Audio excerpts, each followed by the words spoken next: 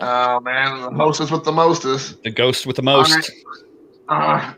all right, guys, we're live, and I will tell you, I don't know how much more time I have for the month. So if all of a sudden it cuts off. It's not because of anything John said that offended me. It's because the system just says you hit your 20 hours this month, Jason. You're done. Or I think I have at YouTube. least for you. Yeah, well, I don't know. It's weird. Like StreamYard only lets you do for like 20 hours on the free service. Mm-hmm. So I'm at like 18 hours and change. So I think I have like a little over an hour left. So like I said, I mean, we'll see how things shake out. But so I was gonna say, first of all, with Troy, can you talk a little bit about like changing up? Maybe you've been showing me some behind the scenes stuff, but like talk about like for you been doing it for so long. You've been doing these, you've been doing YouTube for how long now? 8 years? Longer? 8 or 9. 8 or 9 years. So Wow. You've changed up your channel quite a bit over the years. You'll like take it from different approaches. You'll change the music. You'll change your intros, your outros. You'll change how you do stuff. Like, where do you feel like it's sometimes that's something you do yourself, or do you feel like there's a need to like do it because of the people coming and going through your channel or other channels being changing things around, making a little bit more higher production? Because this is me every time. Me and Tony both just turn the camera on and we just do our thing and we hop off. Right. John will do nunchucks. He'll do he'll interview the family members. He'll like do all kinds of stuff. And then you have like the high production value with a lot of the stuff you're doing. So what causes you to get in that mindset, if you don't mind me asking? I just think there, after a while, it gets kind of old. It used to be I used to change things up like once a year, and that I used to go to VidCon in LA. And so there you go, and you go to some panel and they'd say, "This is the secret to doing your thumbnails." And so all of a sudden, boom, thumbnails are changed. The secret to doing thumbnails is 2 to 3 faces with a black background and a white stroke, stuff. And they didn't have YouTube, but they didn't have VidCon last year. They had it virtually. And so there were no new tips, but it's just a matter of, I'd like to change things up a little bit. Like you said, you got a little bit of a sneak peek. It's subtle. And so I still do what I do, but I'm also playing with adding some more live stream type things, ambitiously, it would be like a live stream every day, like 10 minutes or so. I don't know if I'll ever get to that because sometimes I go, a month without a video or something. So, but it's just a matter of changing things up, as people come and go. The longer you do something, the more other people are doing almost exactly the same thing. So it's like, well, let's try this and see if this is good or bad. So that's just kind of what I'm doing. So. Right. Well, I like that because here we got an idea from Wrigley Regulator. I don't know if John can see it. He's wanting to know when we're going to bring back a cooking segment from you, John. I don't know. That was kind of a one-time thing. Oh my gosh, that's hilarious. Here we go, Doug. Hey, Doug, here. That's for you, Tony. Mina-san, konbanwa. There you go. Yeah. What's going on? I'll go nice for me because I'm morning. Right. Everybody else is evening. Everybody else. You're the odd man out. So right. So I don't think I've ever asked you this, Tony. I thought it'd be interesting for all of us to kind of hear your story. So obviously you've lived in Japan for X amount of years. Well, prior to that, you're in Wisconsin, I assume, based on what our conversations before. And you're obviously a collector or a fan of sports before you got to Japan. So what caused you to go from just a collector in Japan, like you said, go to shops or do eBay or whatever, to turning the camera on and say, you know what, I'm gonna like share this experience, because maybe in Japan you're not gonna get to share it as much because it's a completely different animal in Japan, like you've discussed before with the YouTube community, and kind of build that. Like, what got you from point A to point B? You mean like just to the point of like doing YouTube? Yeah, just in YouTube. Like, what's that? One day you're like, you know what? I want to share my collection. I want to get out there and talk to other people. I don't remember my exact thought process. Like, I don't think it was like I think I kind of just was like, well, like cards than other people do, so probably there's something going on YouTube. Like, so I just kind of searched for cards or whatever, and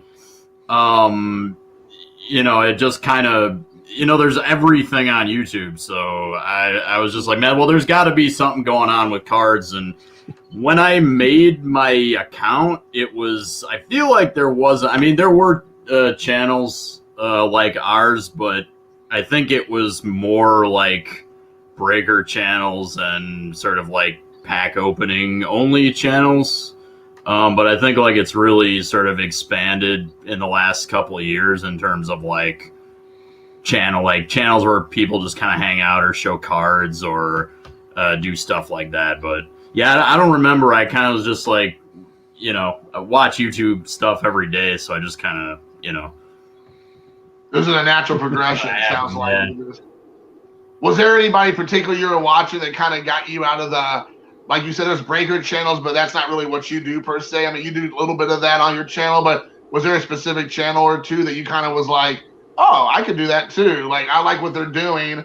I have something to offer here too. Because I feel like when we watch breaker channels, I know John feels like this. We've talked about this. It's like, I don't really, that doesn't really do much for me. It's just kind of like, all right, yeah, it's, once you see one box of broken of 2021 tops, you've seen them all, basically, Well, and I think like in terms of like the breaker channels, somebody else said this, but like it's sometimes they're fun to watch if the person is like a hobbyist. Yes. And they're not they're not just like ripping product for profit and stuff. Like Up North Collectors is entertaining to me sometimes, and I like a very select sort of few of those kinds of like let's open a bunch of product channels. They can be fun if the mindset of the person is like from a collector standpoint. But in terms of like channels that I started watching that unfortunately I can't remember some of them, but definitely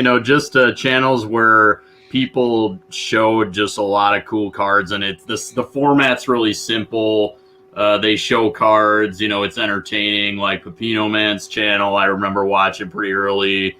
Those Back Pages, Blue Jacket, and John's channel, of course. Like, just kind of like just a guy or a girl, right, with a background, kind of showing cards and talking. Those kinds of. I got into, there were so many of them, but yeah, that was just kind of like, well, okay, I could do that too. Right, that's awesome.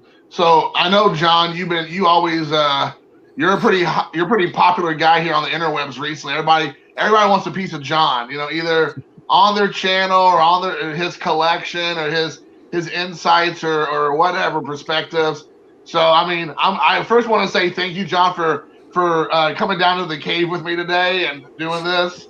So that's great. But have you been picking up anything recently? Because I know you've been pretty good about showing some stuff off prior to actually putting it on your channel, and you're really never stop, because you're like, you've said that before, like you really just don't ever stop. If you see a good deal, you can't pass it up. So have you been picking up anything recently? Yeah, I always have a few things coming in, and let me just say, Jason, I feel blessed that you still are having me on and talking to me even after you were elected to the Hall of Fame. Thank you. Right. Yeah. That means a lot. We must be real friends. Yes. Yeah, I'm always. I gotta make sure that I keep up the appearance. I think that's the right thing, right? I wanted to know. I never asked you. How did you select Zombie Collector? Where did that come from? I think that if we do somebody did this a couple years ago, and we haven't done one in a while, but somebody did a contest where they asked, do a video talking about how you came up with your name. And I thought there's so many new people now, so I think it'd be a cool new contest to do that. But to answer your question, I initially set up this channel with the thought of I would do mostly like my love of film with my love of collecting, and I kind of put them together to make a long story short. And of course, if you've seen some of my other videos, I do like movie reviews and I talk about film and all that. But quite honestly, I got so invested in the the ball card aspect of it, because those are the people who came first, and that's kind of where I started. That by the time I try to change gears a little bit, I would get a few people coming in, but it wasn't the same community. It's two different communities. And so I just kind of stuck with the ball card community because I had the most interaction there. I had the most support from there. And quite honestly, and I think we all see this in sports cards too, because there's like a hierarchy or mentality of like some people's collections are better than other people's, and so they think their channels are better. You have that mentality, but it's like even worse with collectors, like DVD and like memorabilia collectors. So I feel like it's even more of an exclusive club, and it's more about them, like you paying them to show their collection, which sounds ridiculous. And yeah, and I wouldn't even pay a penny to see anybody's channel, let alone like people doing like unboxing videos of like some movie that came from an exclusive DVD release. I'm like, I'll just pay for the freaking DVD release myself and do my own unboxing. Why would I pay you $10 a month for that? Yeah. So anyway, so that's kind of how I got my name. So I should ask you how you got your name. I suspected that, but I wasn't sure. That's kind of what I suspected. So you asked me if I picked anything up recently, and this is a sports card channel, so right. Sometimes I've been getting some hockey. Sometimes, right. I've been on a little bit of a hockey card kick. Ah. Got a Phil Esposito, that was Bobby Hall. These old vintage hockey cards are cool. Savage. This one's neat. Gump Worsley. Nice. And Tony, this is Yamamoto, Yoshida. Did you ever see these? They're progression cards. So yeah, you emailed me those one time. Those are awesome. It's such a great idea. Like, yeah, it's pretty like cool. A series of cards that goes through the movements. Yeah, but you have to have them all. Right, then you have to have them all. That makes it an even better idea. And if you flip through them real fast, it's like one of those old flip movies. Like you know, when you used to have the little stick figures in grade school, and then you would, riffle the whatever the notebook or whatever, and they look like they were moving. Yeah. But these are really. I used to like do that in my notebooks, like when I was in school. Like I'd make my own flip books, like my own crappy little flip books, and like flip my notebook or whatever, and try. Yeah. That's awesome. So you have to buy? Did you buy them all to do the whole thing, like the whole run? Yeah, well, they came together. Thank God. Okay. So I didn't have to go searching. I was gonna say you hate the one that you don't show the guy like he's not getting the ball. You just show him running. You're like, why is he running? Like, well, actually, I I wouldn't know if there are more. There may be more. I doubt it. That's true. I'll just show the good people at home I got this jumbo Shigeo Nagashima. Oh my gosh, you showed that to me earlier today. And this is I think it's like an advertisement for it's from Sapporo beer, but this is for like a lemon lime soda, I think. And so it's like a big, you can see how big it is. And on the other side there's a cute girl, I don't know, she's like an actress or something. But the coolest is it like a 70s advertisement? Yeah, I would believe this is late 70s, I think. Yeah.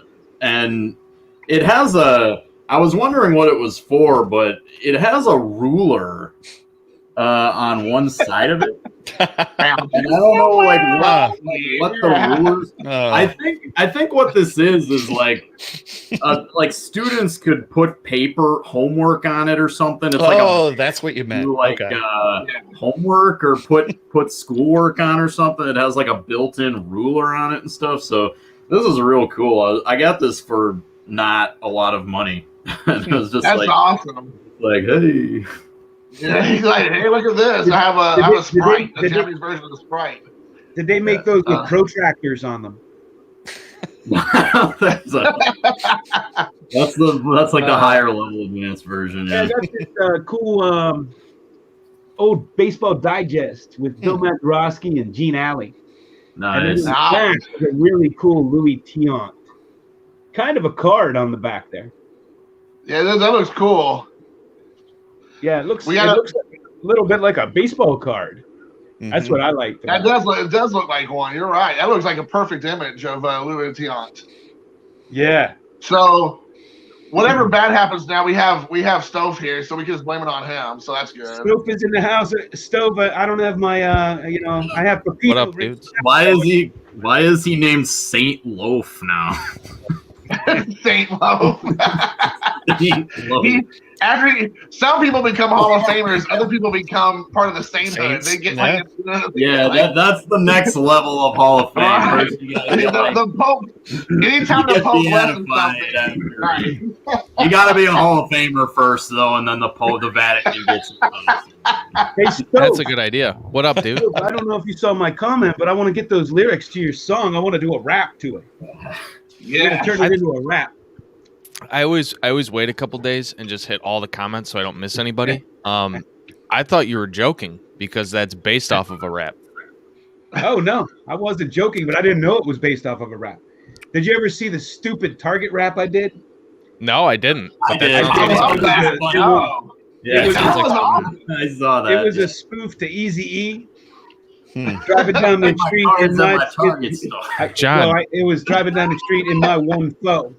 Dude, that was okay. So that was the song that I covered, but the cover that I did was a cover of that song that you're Oh talking about. really?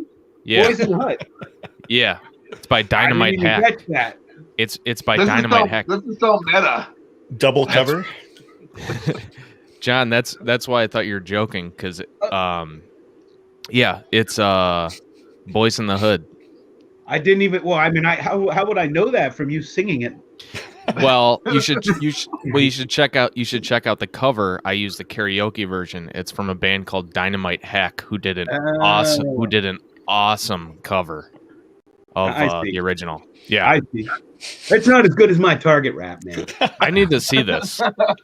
Yeah, because you guys see this, Mark, because John's like literally like rolling up in my Taurus or whatever. He's like, Oh my God. up to the target. I mean, Yeah, it's well, like my legit, car- dude. My car's a 14, so I was cruising down the road in my one foe. Yeah, cruising where- around my one flash, right? Yeah, and I went to Target, and I videoed driving to Target, and I You're talk right. about, I Is it can't called, afford like- the retail, so I get the hobby boxes at Target. Is it called like Target Rap or something? Yeah, Yeah. I get Yeah, cards it at my wasn't- Target you store. wasn't trying I give too my hard to find. cards at my Target store, but not anymore. No one can get Wait, Target Yeah, cards. that- you Yeah, John, that rap video is a thing of the past. you have It's a You have- relic already. you have two videos here. They're 2 months apart, and they both say one says cards and rap, and one says baseball card raps. Do you have two baseball card rap videos? Oh, I did a few raps. Yeah. Yeah. But You they're don't know, both- but he's really John, man. He's definitely gangster over there in South Carolina. Yeah, I'm man. gonna But go with this one. when you play my raps, you got to turn it up. You got to have good speakers. You can't. Yeah. I mean, and he probably prefers you need to have a couple like Playboy bunnies around the car as they hop around while that song is playing. I have to tell you. I mean, I try a little bit of everything on my channel. I know. I've done magic. I've done nunchucks. I've done raps. You name it. I interviewed Right. Ty Cobb. I did Yeah. an interview with Ty Cobb. I did an Yeah, interview with Willie Stargell. You did a real interview with Lou Pinella. I did an interview with Stan Musial. Same usual, yeah. Yeah, Oh my you gotta God, have fun, yeah. you know. You gotta have it's all fun. with about it. having some fun, right? Yeah, I mean, But, it you know, it all depends on what you want to do with your channel. You know what I mean? Like whatever brings you happiness. I feel like that's a problem nowadays. Obviously, nobody here in this stream does this, but people do things that are so clearly what they think other people want, and that really comes through as like artificial. You know what I mean? Yeah. Like they're just it's all about trying to figure out what other people want, and the people that are whatever it is doing the things that they enjoy, like it's just so much more authentic and just better for the viewer. I think. Yep. For sure. because when I'm showing a TTM of a guy who played like 3 years and had like nothing to talk about, I still put it up there. I was like, I'm right. gonna put this up there. It's like a 2-minute video, but guess what? I'm keeping it. I'm owning this thing. So definitely, without a doubt. You have to. I was gonna ask you, Mark. You dropped your video today or yesterday. And we're 2 months into the year, almost 3 now, and we still haven't got a baseball card video. I don't think from you. Do we see one in the future? I technically had a baseball card one. It was a response to John's giveaway. I did. You had to use the glove. You know what I mean? Right. I did that, and I showed off my. You had a puppet. Yeah, I showed off my display case. Dude, I was so pissed actually because I have the most ridiculous oven mitt ever. It's an alligator wearing sunglasses that I bought for my wife like 10 years ago, and I couldn't find it. I was digging through just for your video, and then the next day after I did that video, I saw my daughter playing with it, and I was like, damn it, that would have been so much worse, and I wish I would have had it. Oh, dude, you can't show cards you don't buy. I've purchased 2 cards I think in the last year. It's just I can't bring myself. You need to do another video where you're showing off your 68 collection, and then act like it's brand new, like no one's ever seen that video before, and talk about how far along you've come in the last couple of years or whatever. I'll do that one again. I'll do that one again when I get a little bit closer. You've got new cards to put in there, so you can just like say, I did, look, I'm thanks to there. you. Thanks to you, Yeah. Jason. The whopping 10 cards I gave you or whatever. I do want to do something that's kind of a tradition. It's always a severely downvoted video, but I started it. I think I've done it 2 years now, or maybe 3 years. But Top Series 1, the first time I open it, I act like I just absolutely. I'm like playing the cliche like collector that's like miserable and they hate everything and like everything pisses them off. So I always go through there, and like people didn't get it the first time, and like it had a lot of downvotes because they thought I was being serious. But like if you listen to what I'm saying, dude, come on. But the only reason people think that's serious is because there's people that collect there actually like that. They just hate everything. It's like, I liked the one you did where you're like the breaker doesn't know how to pronounce any of the players' names.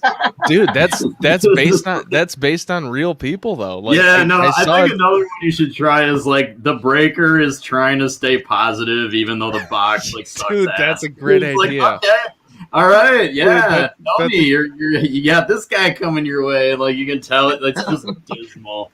Dude, you should do it. You should do it. I should do it. Yeah. Yeah, that's an awesome idea. I gotta buy a box and then it's got to be crappy. So it might not. Well, if you buy a box, it's probably going to be crappy. Like that's just how it is, man. Like I found a blaster of 2019 Chrome, which I wish I didn't open it, but I was just going to be quiet the whole time. That was a joke because I never shut up and I'm always like making jokes or whatever. I'm like, I'm just going to be completely quiet. And like the first pack, I hit a Mookie Betts gold refractor out of 50. And it was like the universe like being like, oh yeah, you're going to stay quiet? Okay. I was like, what? I finally hit something and I can't say anything. Yeah. All right. Well, hey, I was going to ask you, TTM Troy. I like how you put that TTM Troy in there because next time I talk to you, might be TTM autograph, it might be Tony Rudd, or it might be Tony Rudder, it might be Troy Rudder. It depends. But so, where are you at with thinking for all of us guys that are looking forward to baseball? Do you see that spring training is going to be something that you think TTM will be successful this year, or not? Because we're still living in the Rona. So right. do you see? Because I mean, correct me if I'm wrong, guys, but isn't pitchers and catchers start like in about a week and a half? They'll be there, so we're not too far away. Probably, yeah. So do you think that where you think the market's going to be for TTMers this year? I had such bad returns last year. I'm kind of still holding back a little bit. Probably, I'm still seeing what other people get back in. To be honest, instead of being the leader, for the last 2 or 3 years, I did the TTM hot list, which was based on returns during spring training, and then those people usually signed during the year, so those were the ones that you're supposed to almost a sure thing. And I don't even know if I'm going to do that this year, just because I honestly don't know. We talked about this a little bit before, but the in-person hanging out, dropping balls and cards, that's probably out for the most part again. But yeah, I mean, I'll try a few, but last year's cards were still kind of hard to come by, to be honest with you. I didn't buy much last year because everything was gone. We actually didn't have, we actually didn't have a local card shop last year. Now we kind of do. And so all I had last year was the infamous Walmart and Target stopped, and Walmart's just decimated, as everybody knows. So I don't have much 2020 to actually send out. So if anything, it'd be 17 to 19s that I'd be sending out. So I was going to ask you, John. I thought you've worked and played and vacationed all around the United States. If you're a Facebook friend of John, you know this, and he's talked about on his channel. You've probably been to a few stadiums in the past, few baseball stadiums. Do you have a specific stadium that you love going to throughout the year when they open things back up to normal? Like that you just say, like, man, if I can get back to that stadium this year, or if I had the money, I want to go to that stadium. I had such a great time. Is there a stadium that you love going to? Well, I mean, I love PNC Park, right? PNC's I haven't really been to PNC Park's awesome. It's so nice. I've heard great things about it. Yeah, I haven't been to stadiums. I'm trying to think. I don't think I've been to too many stadiums recently. I went to the new Yankee Stadium one year for playoffs, and I was disappointed in that stadium. It's just so plain, I remember going to Wrigley. That was a great ballpark to watch a game. It was like watching a high school game. But back to PNC Park. Since we're talking impeachment, since we have impeachment going on, I think we should impeach. I think Major League Baseball should impeach the owner of the Pittsburgh Pirates. Because if you want to just run a farm club, you should buy a minor league team. And it is outrageous that no matter who they get that's decent, they just trade off and get nobodies for. And so I'm on board for impeaching the president of the Pittsburgh Pirates. If you don't want to have a baseball team, then sell it to somebody else who does. If you don't want it to be competitive, because you should have a minor league team, because we are a farm system for the whole league. I'm getting tired of it. Now Josh Bell's gone. It's ridiculous. Wait, where's Josh? When did that happen?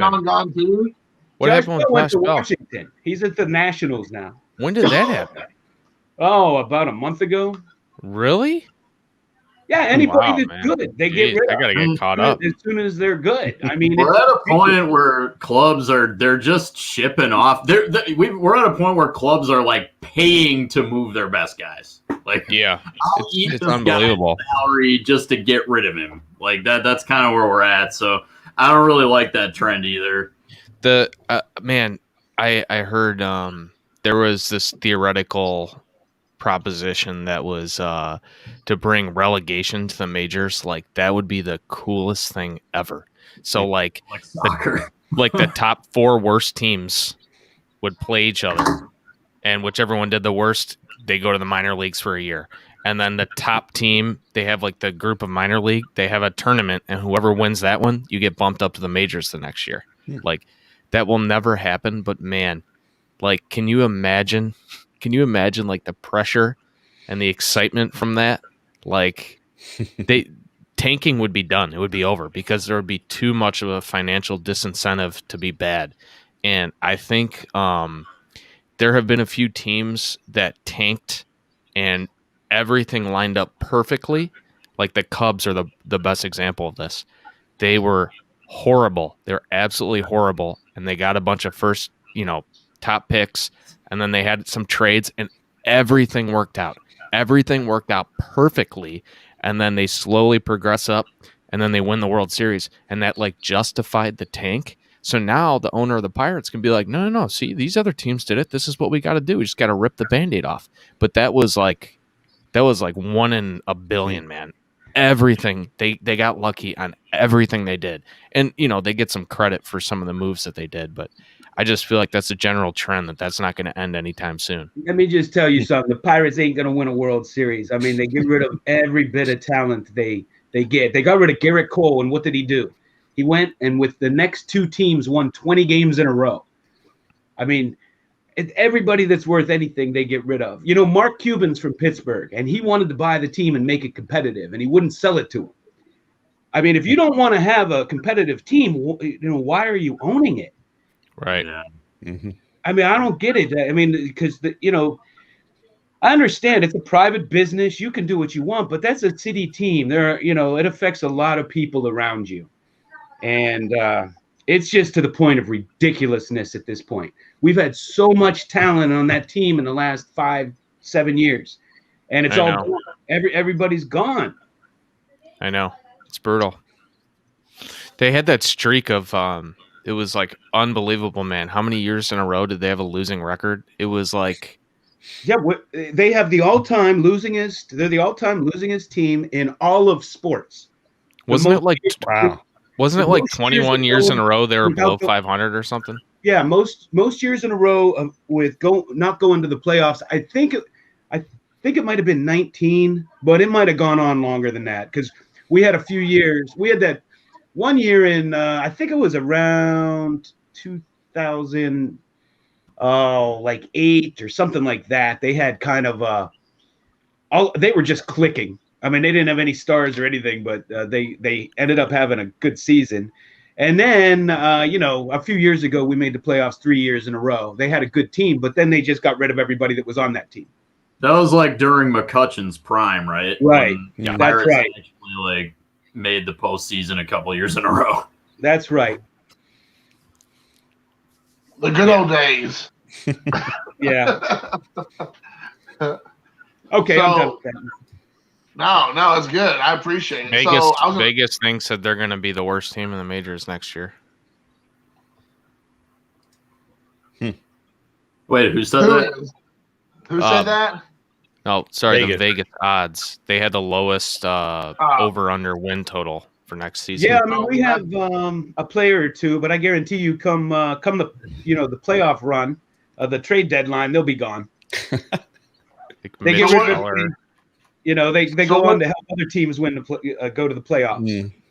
Well, the Cincinnati Reds are the same way. I think. I mean, like they've been okay last year. They got lucky because the way the playoffs worked or whatever. But the Reds are right there, always fighting with the Pittsburgh Pirates on who's going to be the last team in the division. I feel like over the last 20 years or longer. Like even when Griffey was there, he had a couple okay seasons. But, they kind of helped the Reds a bit, but it was like a joke really at the end of the day. Like if they got to the playoffs, they got bounced the very first game. I think, wasn't it Randy Johnson or somebody threw a perfect game against them on the playoffs? Like the Reds didn't even get a hit. It was something like that. So, I mean, the Reds have had a less than stellar couple decades as well. Yeah, and those are two very good franchises. They always had competitive teams. They might not have been the best, but they were always And they have competitive. history. They have history too. Yeah, until the last 20 years. I just looked yeah. it up. The Pirates, they lost the NLCS 3 years in a row in 90 through 92. Following 92, so beginning 1993 until 2012, they had a losing record every single year. And I watched every one of those games, all 3 of those years. And the Pirates did not have a closer. We had a closer by the name of Stan Belinda, and that was it. And he wouldn't close anything. They were both we game had a 7 closer- too. If we had a closer, we would have gone to 3 World Series. Dude, they We had lost no closer. 2 That game one 7. game, they kept Doug Drabeck in there way too long just because they knew if they pulled him, we'd lose. And his arm was dangling, and man, what a courageous performance he gave. He almost pulled it out, and he just couldn't go any longer. And I mean, it was, you could just see him struggling to get the ball over the plate. Those were heartbreakers. Brutal. And the thing is that there's players. I just like you said, the players on the Pirates the Reds and all them, I just don't feel like the management has the team's best interest. I just don't feel like they are trying to really, especially with the Pirates, but I don't really feel like this year they hasn't done anything. Not a single thing. Like they didn't make any moves. They let all the halfway decent players that were up on the market they all left. And I think that, the Reds are going to they just lucked out because they were aggressive about 2 years ago. They got super aggressive, so they got a couple people left for 2 or 3 year contracts.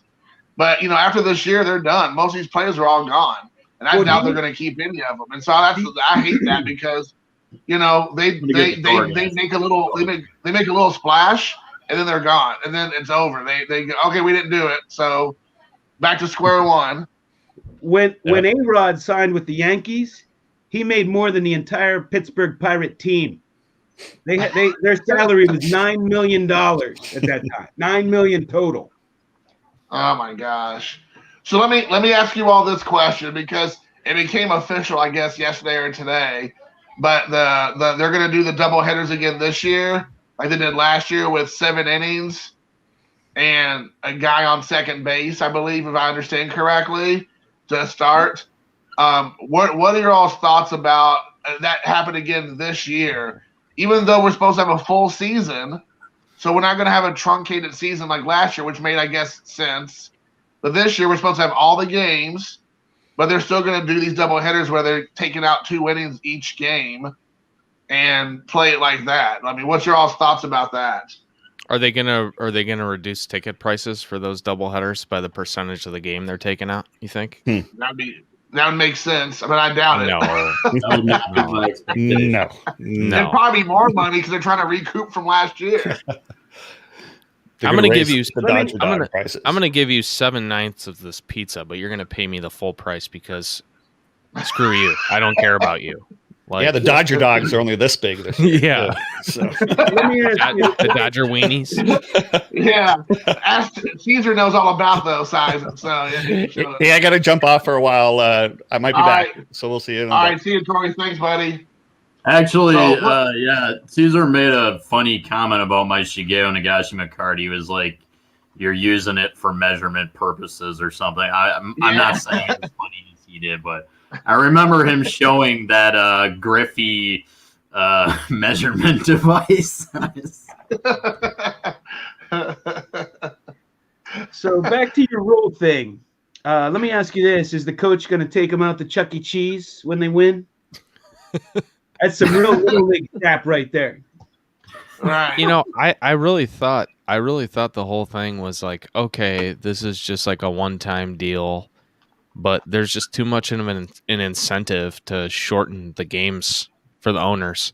And then the MLBPA is not going to put up a stink about it because they're like, our guys just don't have to play as much. Okay, whatever. You know what I mean? I would kind of favor, to be honest, the shortened season that they're doing, the 154 games or whatever, going forward. Because 162 games is too many games, man. It's too many games. Like, I'm a diehard baseball fan, and unless the White Sox are like really pushing, which is not often, it's like, dude, by the time it gets to like August, you're like, man, I'm done with this. Like, I'll maybe flip it on once in a while, but just it's too many games, too many. So if they have a shortened game, what's that do to statistics? Can you throw a no-hitter in a 7-inning game? That's a good question. That would count. But that's ridiculous. Yeah. You know what's going to happen now just because you said that. Someone's going to throw a no-hitter. But, dude, here's the thing about no-hitters. Guys are getting pulled throwing no-hitters now. That's happened a few times now. Like young guys on innings limit, they pull them in like the 6th inning when they have a no-hitter going. It's unbelievable. It's all about pitch count these days. Yeah. It's all about the long game. You know? The infamous yanking Blake Snell. Oh God! Last year. Yeah, that was his last year, wasn't it? Yeah. In the world, that was the game that they lost. Sabermetrics gone too far. Yes. These young guys would know nothing about Iron Joe McGinnity, who 5 times in his career pitched both ends of a doubleheader and 3 times won both games. Think about that. You need to walk down to like right in front of like the dugouts and just scream that at people like that in the dugouts and be like, King Joe McGinnity, learn about him, kids, like that. Iron Man McGinnity, man. Yeah. Iron Man McGinnity, It's a different world. What Oh was my that? God, yeah. What was that story? It was Juan Marichal against Warren Spahn. They both pitched complete games, and it was like a 13-inning game. And I don't remember who won, but it was like 1-0 or something. They both threw like 160 pitches or something. It's just unbelievable. How about Tom Chaney? He set the strikeout record for most strikeouts in a game. He pitched 16 innings. How about Bob Yeah, I don't Gibson? think that'll happen again. Roberto Clemente hit Bob Gibson with a line drive in his leg and broke it, and he refused to leave the game. They had to drag him out. He didn't want to leave the game. What do you guys think? Go ahead, Mark. This is your show. I'll just be quiet. I only had one question. Do you guys think we'll have anybody who's debuted like in the last 5 years, let's say 10 years even, do you think we'll ever have another 300-game winner for a pitcher? I'm gonna say no, because for a while I thought that Kershaw could maybe do it, but his back has just been too injured, so I don't think Kershaw even is gonna do it at this point. But now I remember when Randy Johnson was wrapping his career up, and he was with the Giants for like a year or something. He pitched with Tim Lincecum, I remember, for like a year. But and they were talking about how Randy Johnson might be like the last 300-game winner, and you're just not going to see it anymore, just because of the way it is, right? So I don't know, maybe not. If they just throw Kershaw in maybe between 6 to 12 of those doubleheader games, we only had 7 innings to pitch. There you go. Yeah, Kershaw is sneaky young. Like he's only like early 30s. Whereas, like, the other dominant pitchers of this era, Scherzer, Verlander, are, like, late 30s already. Right. So Kershaw's kind of sneaky young, but I still don't think he can get 300 wins. How many does he have right as it is? Do you know? Where is he at right now? Probably not even 200 yet. Or 200 maybe? I don't know. I'm not sure. 175. 42. 175. 175, yeah. So he definitely would have to have a couple big winning seasons. But he has a lineup now that could definitely make it happen, quite frankly. I mean, that's going to be a tough lineup. So, I mean, they definitely should be giving him every chance in the world to have a win. Well, I mean, how many 20-game winners are there nowadays? I think 0 is there. I can't imagine there are hardly any. I know Scherzer had over 20 a couple years ago. 2 years ago, I think. But I mean, it goes back to what y'all were just saying a few minutes ago. I mean, like a lot of these, managers are pulling guys early, and then a lot of times the wheels fall off in the innings later on, so they don't get the win. Like I know that happens a lot where it's like 2-1, and they pull them, and they come out leading the game, but then like they pull them in the 6th, and then the relief pitchers lose the game for them or whatever. So those games they don't get it. They lose the opportunity to get that win. You hit on an interesting dynamic in the modern game that I never really thought about till you just said that, but it's true. Like the pitchers today are less in control of their destiny of a win than they used to be. When in the Bob Gibson era, or heck, even in the 80s, 90s. If you're getting pulled, guaranteed in the 4th, 5th inning, 6th, and it depends on your closers. Right. Yeah. And I think now there's so many middle relievers too, The win stat itself is pretty silly though. I know it's kind of a divisive thing, but so if you're a relief pitcher, you come into a game and you blow the lead, right? In the top of the 9th inning, you give up 3 runs. Your team's up 2. You give up 3 runs, and then your team comes back to win in the bottom of the 9th. You get a win for that. that itself, it just shows. It So- shows how dependent on other people's performance that stat is. Yeah, so you just hit on Elroy Face's career, man. That's what he used to do. My dad would always joke around. He'd always give up the lead and then he'd win the game, and he won like 22 games in a row doing that. That's unbelievable. Yeah, So, but you're right so- about that. In the old days, they gave it to the pitcher who pitched the most innings. Did you know that? I didn't. Yeah, that makes sense. Yeah. Well, like, I don't know if you saw this, John, or the other guys did, but Caesar said that Dave Roberts already said for this year, and I don't know if this is like an ongoing thing he's been doing for years or this year specifically, no matter how well the pitcher's doing, in the sixth inning, they're coming out. That's like a fact that's moving forward for at least this year. And I'm like, that to me is ridiculous because I think there's a part of, I mean, you know, no matter what your vocation is, you think you can do the job better than the next person or else you wouldn't have the ability to do it. Like, no one wants to, you know, John, you do your job, but you don't want somebody to come and say, well, I'm going to take over from here on out. I got it. You're like, no, I've already invested in this. I want to see it through. Unless you're just getting, you know, completely behind schedule or like you don't know what's happening, then fine, whatever. But if you're on top of it, why would you want to get pulled out, right? I mean, we can do that for any job. And if the pitcher doesn't want to come out, but now, like I mentioned before, it's out of their hands. They can't argue it, I guess. They can't be like, no, I'm staying. You know, and it's like, you know, and then when they leave, it's in somebody else's hands. And like we all see so many times, the bullpen is shaky. And so the closer might be good. So you might have like Kershaw's great, their closer's great, but they got 2 or 3 innings in the middle that they got to get through. And then your relief pitchers can't get you through them, and they get rocked. Now the pitcher loses out on the win. And you know, and so it just feels like the pitcher doesn't have as much control like they used to.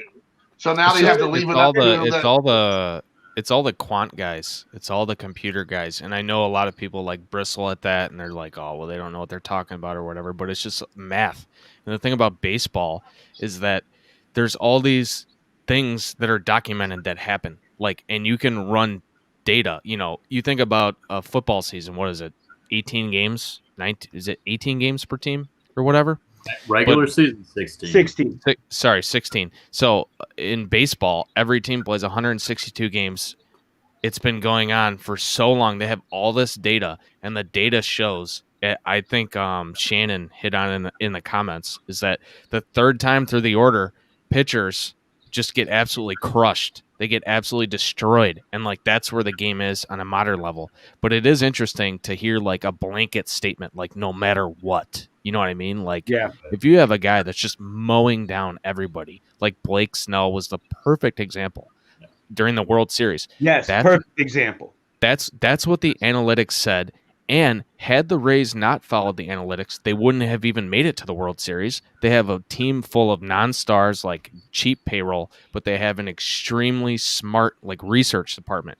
However, in that situation, like I get that you followed the analytics the whole time, but everybody in the world that has watched baseball is like, this is a dumb move. He's dominating everybody, and the guy they're going to bring in is a shell of his former self. That Anderson guy, he had gotten teed off on like 3 appearances in a row, and it's like, okay, this is the time you say, fuck it, like just let him go. But that kind of, I don't know, that really kind of reinvigorated, I feel like, the whole like analytic debate or whatever. But there's no debate anymore. Like every team has the analytics department. Some teams don't follow it as much as others, but the smart teams do better. In general, they do better. That Blake Snell was ridiculous. That guy was in the zone. You know, Pittsburgh went to 1-game playoffs 2 years in a row. One year they faced Madison Bumgarner, who threw a one-hitter. And the Pirates didn't have a chance of winning. You know, had they pulled him, they would have probably lost the game. Next time they came up against Jake Arrieta. Jake Arrieta threw a one-hitter. He was on fire. Had they pulled him, they would have probably, won that game too. When a pitcher's in the zone, man, let him go. Let him go. I wish they would have pulled those guys. That would have been a blessing. Yeah. And I mean, like, like they're talking about, there's quite a few people making good comments here, but like, like Sean Tiefer said, it should be a mandatory like meeting in the 6th inning, maybe, where the manager could talk to the pitcher and to see where they're at. And if the pitcher's like, I'm doing good, obviously I'm showing you I'm doing well. I'm not fatigued.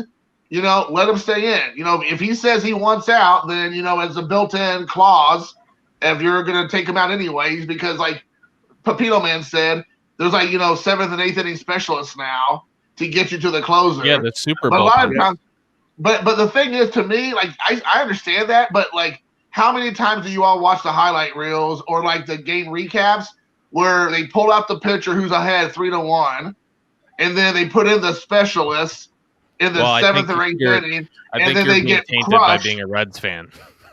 Right, and that's exactly the Reds. As a Reds fan, that happens all the time. That's their specialty. That's Like why if they you're pay a them Dodger, $20 if you're a million. Dodgers fan, you're like, cool, we got to the 7th inning, game over, we won. It's right? over. Well, true. Because but, they didn't lose any games when they're leading in the 7th inning or whatever all season. but that's the thing is like what works for one team doesn't necessarily work for every team.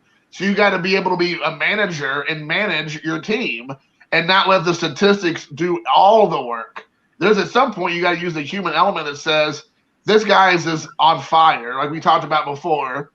Let's not pull him out unless he starts struggling. He starts walking people. They start hitting him. Okay, then we can have that conversation.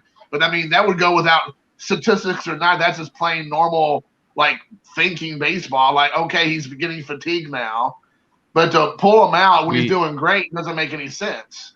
Now, we talked about famous examples of managers pulling the pitcher when it was obvious that they should have stayed in.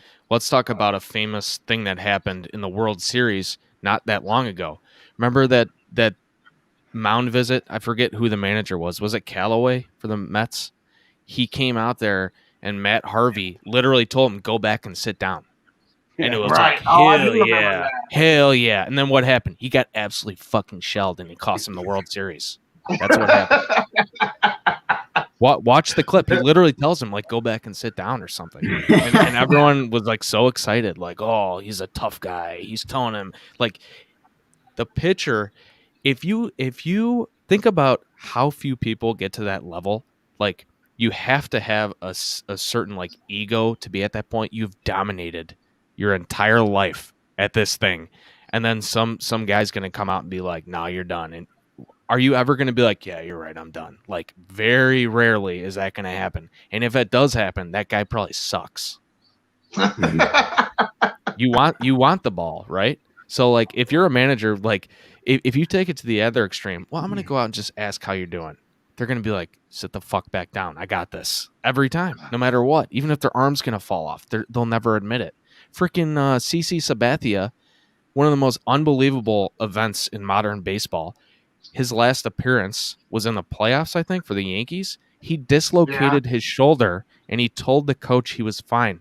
His throwing shoulder, he dislocated it, and he threw 2 more pitches, and he literally physically could not throw anymore. Imagine throwing an 85-mile-an-hour pitch with a even with the normal shoulder, but let alone a dislocated shoulder. And then, it was truly sad. Like, he had probably for the first time in his life had to admit that he couldn't do it, and he walked off the field crying. He was done. That was it. Well, there's also an element, I think, like coaches, well, particularly like in football, because obviously you got like the real tough guys in football, right? And a good example was like Aaron Donald for the divisional round last season against the Packers, where he hurt his ribs, and then a couple days before the game, he's like, I'm fine.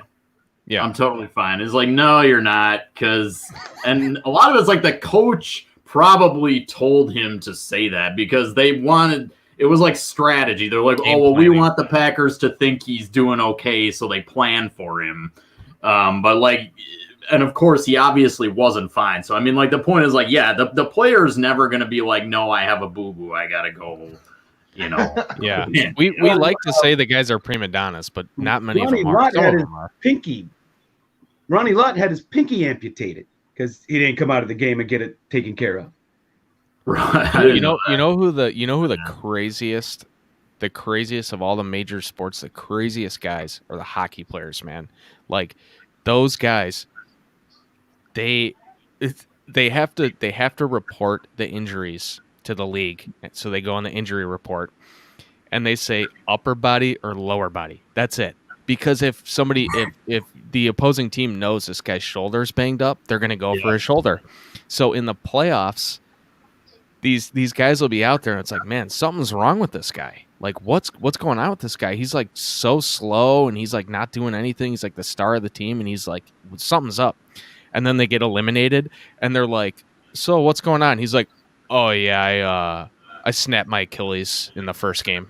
Like, oh, okay. Like, just look at hockey right after these guys get knocked out. The unbelievable stuff that happens. Like I was at a game, Blackhawks player Duncan Keith. He got hit in the mouth with a puck.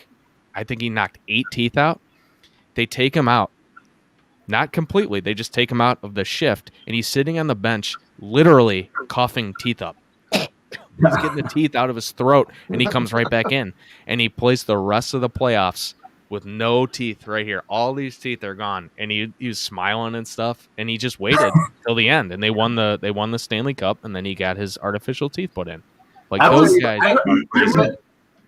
Go ahead, John. I read that Alex Ovechkin's missing teeth are not hockey related. If so, I'm not surprised. That's pretty hardcore. Like he lost them doing something else. I'll tell you who a tough player was, and that was Terry Bradshaw. He would get hurt. They would take him out. We had a backup quarterback named Mike Krujak, and he would hand off to Franco 2 times. They'd punt, and you'd see Bradshaw come back out of the locker room. And he would always come back into the game. This one game I watched, when I was young, I went to visit my aunt who went to Indiana University in Pennsylvania. And she took me over to football practice. Super confusing. And she said, you need to see this player. He's going to go to the pros. And so I watched him, and it was Hazlitt, right? What's his first name? Bill Hazlitt? Anybody? He became I don't know football. The linebacker for the Bills, Jim Hazlitt. So I was watching a game when he got to the pros with Buffalo, and Terry Bradshaw's helmet had come off, and he's running down the field, and he's on the ground, and Jim Hazlitt comes up and takes his spikes and kicks Terry in his bald head, and his head's bleeding, and they take him out. He goes out for a series. Krujak comes in, hands off to Franco. Here comes Bradshaw running back out. And, that guy was next to impossible to take down. I remember when the Turk body slammed him and dislocated his shoulder. That's about what it took to get him out of a game. Well, I think George makes a good point in the chat, and I kind of agree. I mean, we're talking about guys from an era that were willing to put themselves on the line and played through injuries, and they were like the manly men, so to speak. I think nowadays, I mean, I work, and I'm sure you all work with people, and even sports people, they're not the same build and make as those old guys are, you know? Like, they're going to be way more apt to be like, oh, I got a boo-boo, I want out, than these other guys. Like, they're more interested in their money, they're more interested in their brand, they're more interested in their Instagram, and, like, what can you do for me, than they are on what they can do on the field. I mean, quite honestly, I'm not saying every single player, of course not. There's guys that play the game hard and tough and all that. But I think the generations nowadays, honestly, are more interested in how many likes and tweets they get than they are about what they're doing on the field. Well, how about when Cam Newton wouldn't go after that fumble? Oh man, that was Bowl, famous. and then afterwards admitted that he didn't do it because he might have got hurt. That was a famous one, man. That was like that was like the most shocking example of that, dude. I remember just being like in shock at that play, at the highest stage, to just be like literally like, nah, I'm good. I'm not getting that. Like that was so crazy. I was more in shock when he admitted it in the press conference. Well, he gave a real bad. He was real butthurt during that press conference. He was real butthurt. But like, I don't want to cut anybody off, but like Caesar, if you all don't know, Caesar works for a college as one of his jobs or his main job. And yeah, and I mean, he goes, college kids are babied in the sports programs now, you know, and those guys go on to play pro sports. And I mean, again, go ahead. Go ahead. Yeah, Tony. I got an interesting little insight about that. I knew a guy who he was a scholarship track and field athlete at Marquette.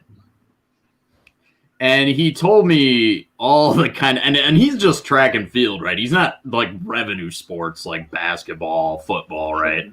And he was like, oh my gosh, man, like the stuff they do for you.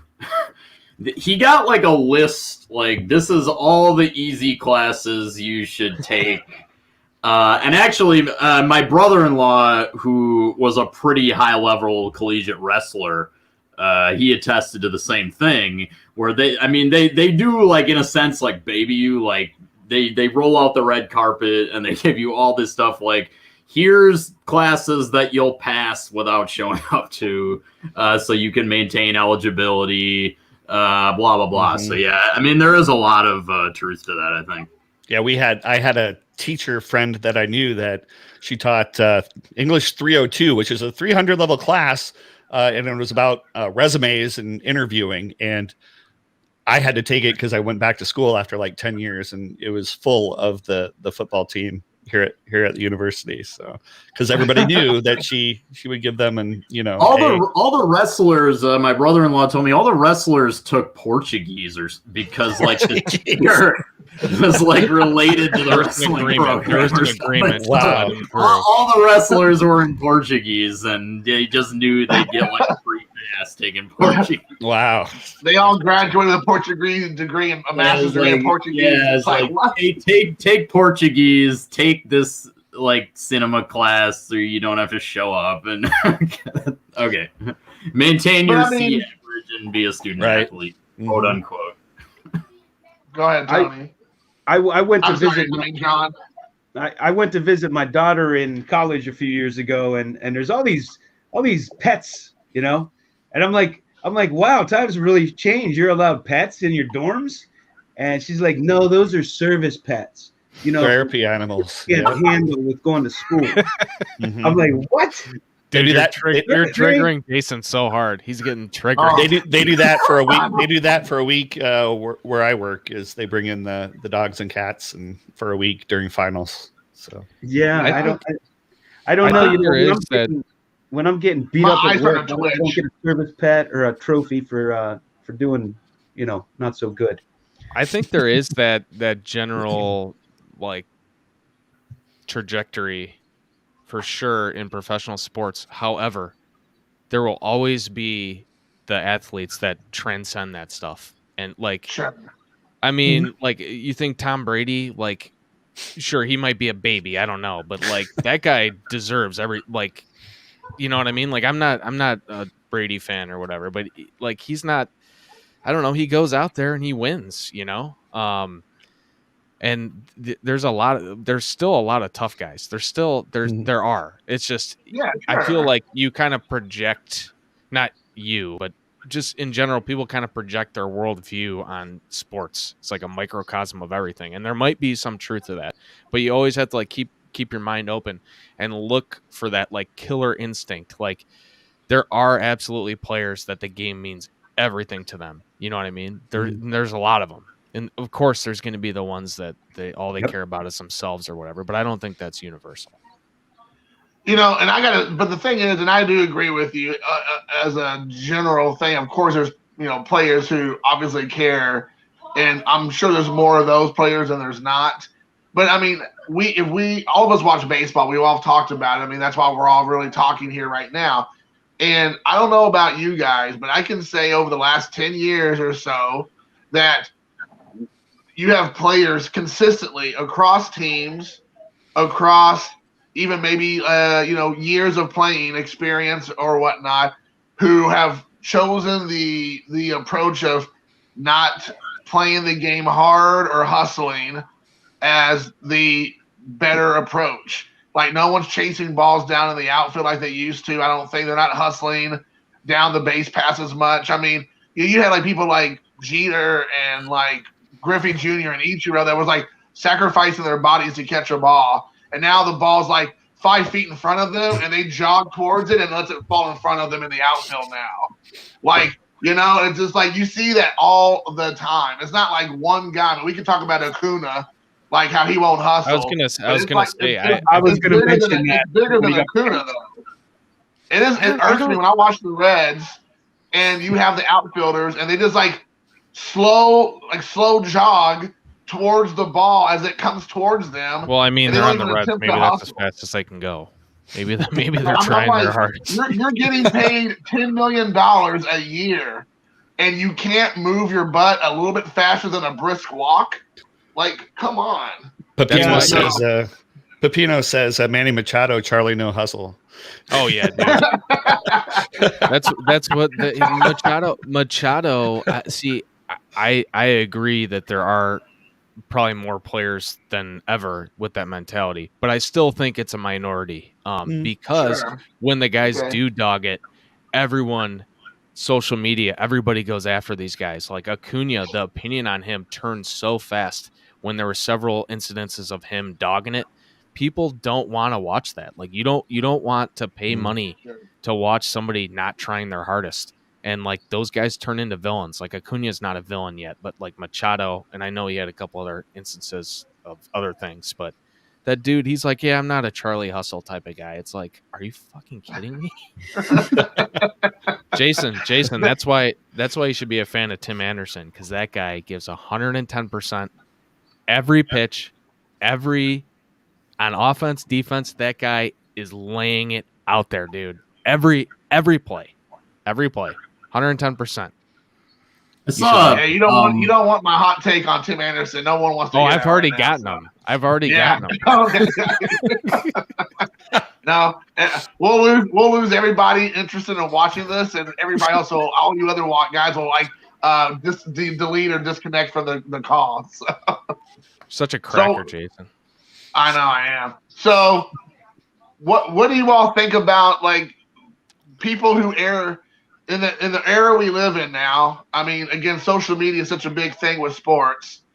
How do you all think it? I feel like it helps more than it hurts when people who play sports air their grievances in social media, and then it causes. If it's the right grievance, you can be put up as like a rock star. Like you're like, this huge martyr who like took one for the team. But if it's a grievance against somebody who behind closed doors you would never know about it, but because it's in the public eye, then the guy is vilified. I mean, how do you think I feel like every year we get closer and closer to players trying to ruin other players' like careers publicly. Like what happened with Tom Brady and the guy from the Kansas City Chiefs, what he said 2 days ago that he ended up taking it down because he got caught in a lie. Like we're seeing more and more of that now, I believe. Let me ask you this question. Let me answer that with a question. How many good tweets do you all know about? Well, you only know the bad ones. Exactly. Like, those are the only ones you even know about. They don't. I mean, it doesn't go too well. I'll tell you the best follow. I'm not really a Twitter guy, but I'll tell you the tweets that like stick out to me. The most entertaining guy to follow is Trevor Bauer. He constantly is getting in fights with like random people with like no followers. They'll like talk crap about him and he'll go after him. And there was one instance where it was like a teenage girl that like made fun of him. And he dug through her profile and was attacking her over and over again. It's like, dude, what is your problem? But I'll tell you, he's a pretty entertaining guy. I don't care for him. Yu Darvish does that too. Sometimes it's only in Japanese, but Yu Darvish like responds to pretty much everybody. And one time some guy was like throwing shade at him or something, and he was like the guy's name was like karage, which is like fried chicken or something. And then Darvish was like, I hope you eat chicken till you die. Or something. It's just like, why don't you eat chicken till you die? The Japanese That's like such a Japanese comeback. Right? Japanese guys have the best sayings, man. What did Ichiro say when they asked him if he was excited to come to Cleveland for the first time, and he said something like, "If you know exactly what he said, go I for think it." it's like if I told myself I was excited to come to Cleveland, I would punch myself in the face because I'd be lying. Yeah, that's exactly what I remember. Like, only a Japanese player would say that. It's like, what the what did you Well, say? one time Bob Costas asked Ichiro, like, what's your favorite American expression? And he said, have you guys heard that one? And Bob Costas was like, what's your favorite American expression? And Ichiro said, August in Kansas City is hotter than 2 rats in a fucking wool sock. Wow. He probably learned that from Buck O'Neil. I And guarantee. that's the only time I've ever seen Bob Costas like lose his shit, because he just like started dying laughing. That's awesome. But I was gonna say, I don't know if anybody knows, but Yu Darvish, like the whole scandal with the Houston Astros, like how he got shelled when he was with the Dodgers. Like he ended up throwing some huge like blows on like Altuve or Correa or somebody. And like I remember, I was like, wow, because again, most of the time they're in Japanese, and I don't follow him, or I don't have Twitter. But it made such a big deal because it was like on like American news sites that he like was like, wait till next year, I'm gonna come after you or something. It was like everybody had his back, but Astros fans. Everyone's like, hell yeah, get him. Yeah, I'll I tell was you what, like, no kidding, dude.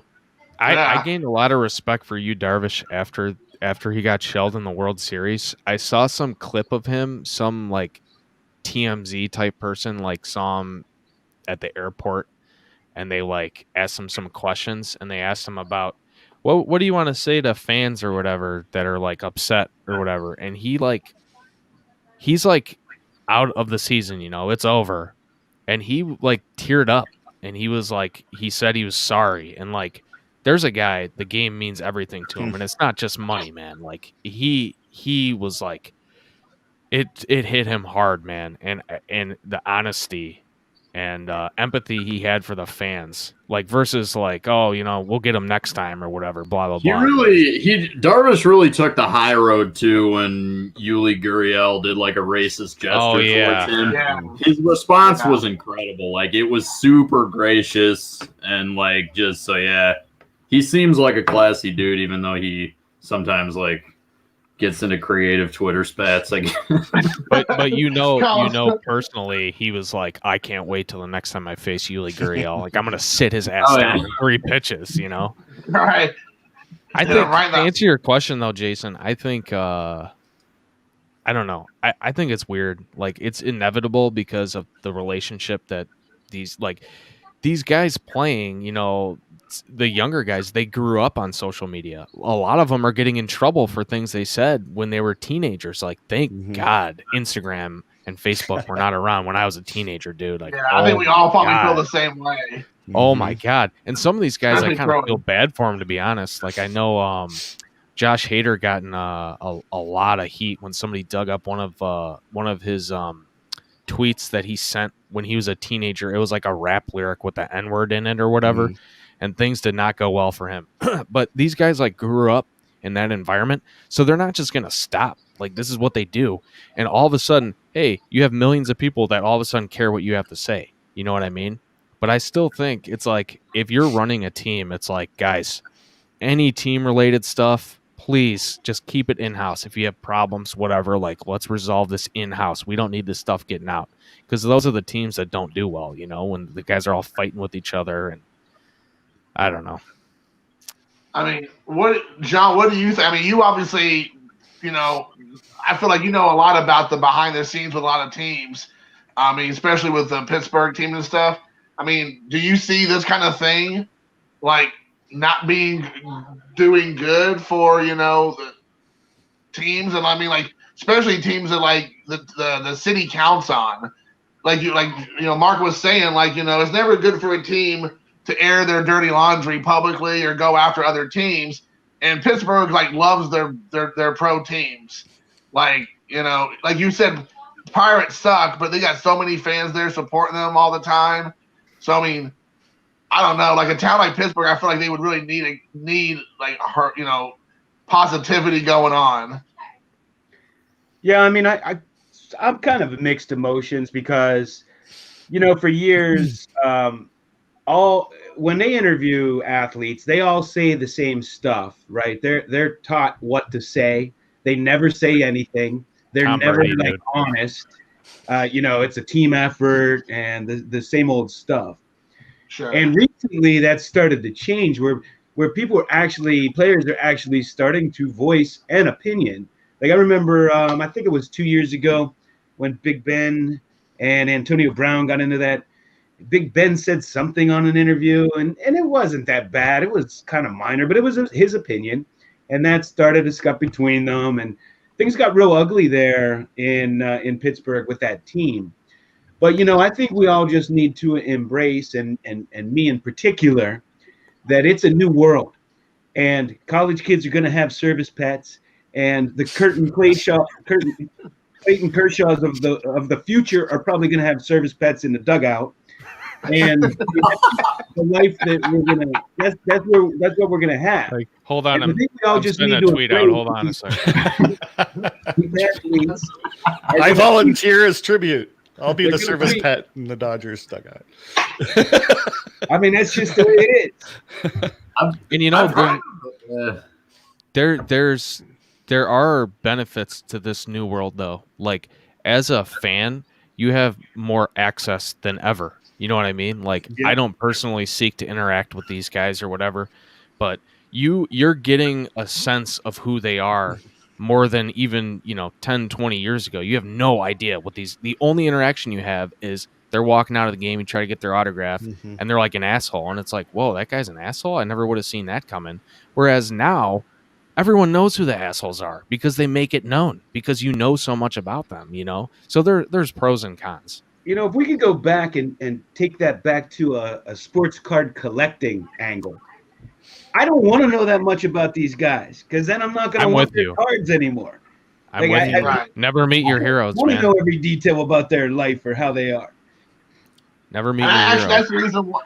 that's the reason why I've had such an issue since 2020 began to now with everybody, talking about their personal views on every single thing under the sun. It's like, I don't want to know what you do. I don't go to my job and tell everybody my religious views and politics or whatever. Like, just leave that personal stuff at home.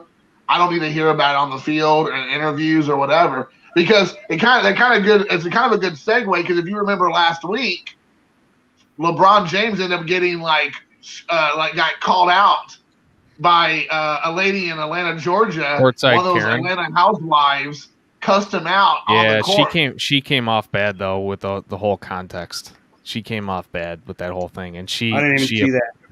I don't know Courtside what Karen. you're talking about. Courtside Karen. She got it's this lady who's like 35 with her husband who's like 70, some like real estate mogul or whatever, and the guy was like heckling LeBron or whatever, and I guess he was like playing along with it or something. But then there's something else that happened that came out later, and it made that lady look really bad or whatever. And she actually came out once all the info came out. She came out and was like, yeah, my bad. I was like acting like an asshole and all this stuff, and had this like giant, if you look it up, she had this like big apology that she was completely in the wrong. Because I don't like LeBron, so I was like, oh, nice. He looks so bad here. But then I looked into it. I don't remember the details. That's the thing too, is like with social media, things that happened like a week ago, it's like a year ago. It's like, oh yeah, that's over. This is like the new thing going on here. That's old news. But my I understand what you're saying, but my point is like, why even engage the fans during an actual basketball game? Like, you're a multi-millionaire, probably almost billionaire at this point, and you're arguing with a 70-year-old geriatric man and his 35-year-old wife. It's like, seriously, dude?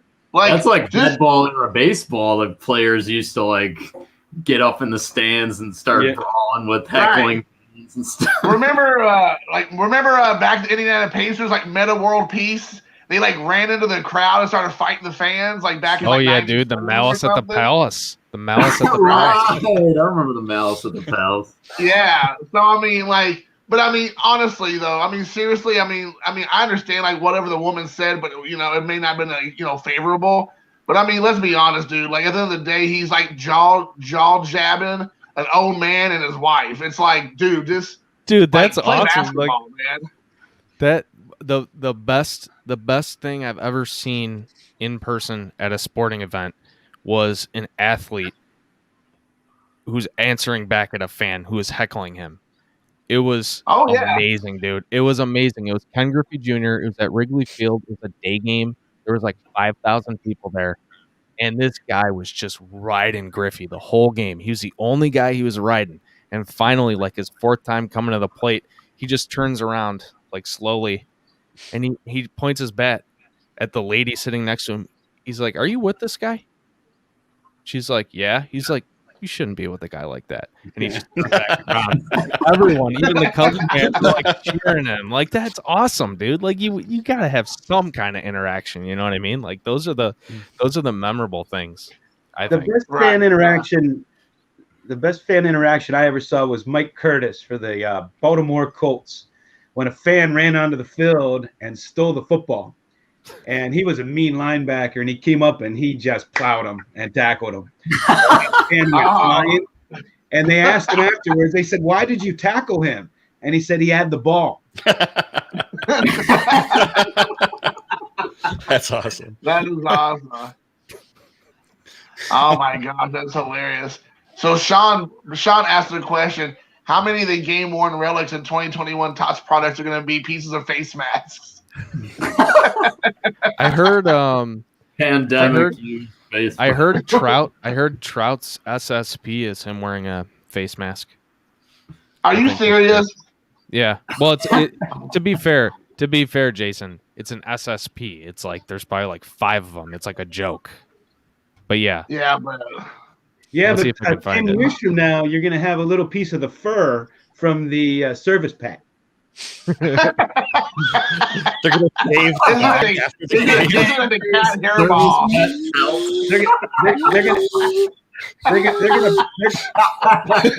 Then they're gonna have historic relics, and you're gonna cut up pieces of their 9th place trophy from 6th grade. I got it right here. I got it right here, Jason. If you want to let me share the screen, I got the SSP. I don't know I how thought I you had can your let you see the screen. 9th grade trophy or 9th place trophy. I don't know how. Yeah, Uh-oh. sorry, you're gonna do it like that. We'll just do it old school. Oh, there you go. Gosh. nice. That could Jason's be anybody. triggered again.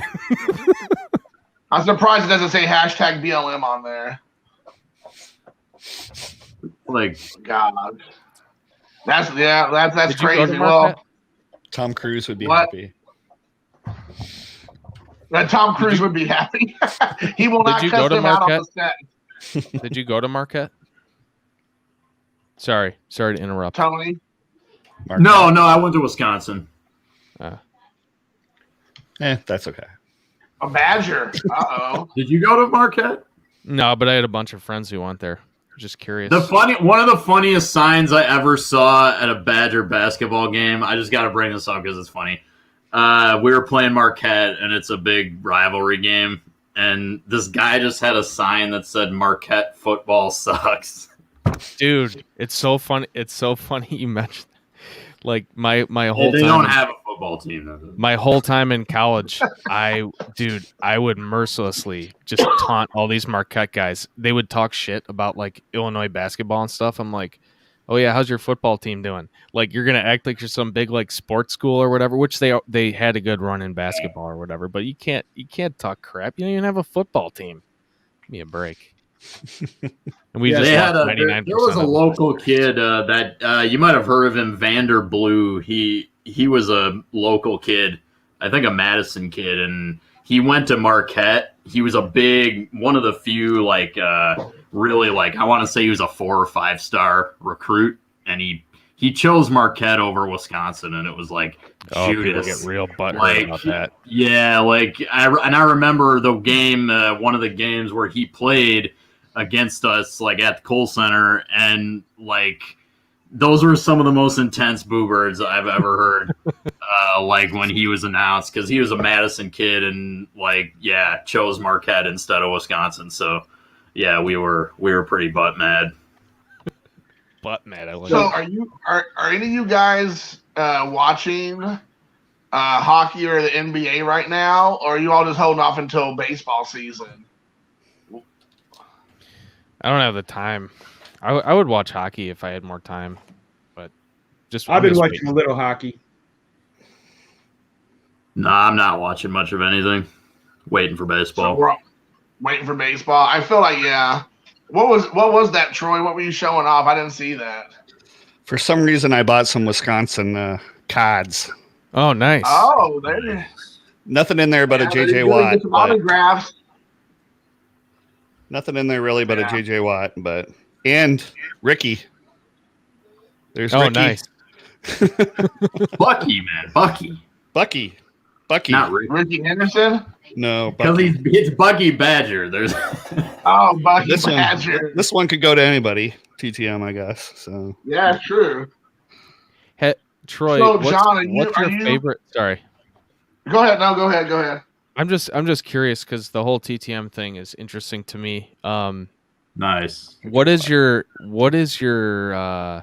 I guess we're talking about guys being assholes. Who's the biggest asshole you ever? It doesn't have to be an athlete, or in person, or did anyone like send anything back to you where they said something in writing where they were assholes?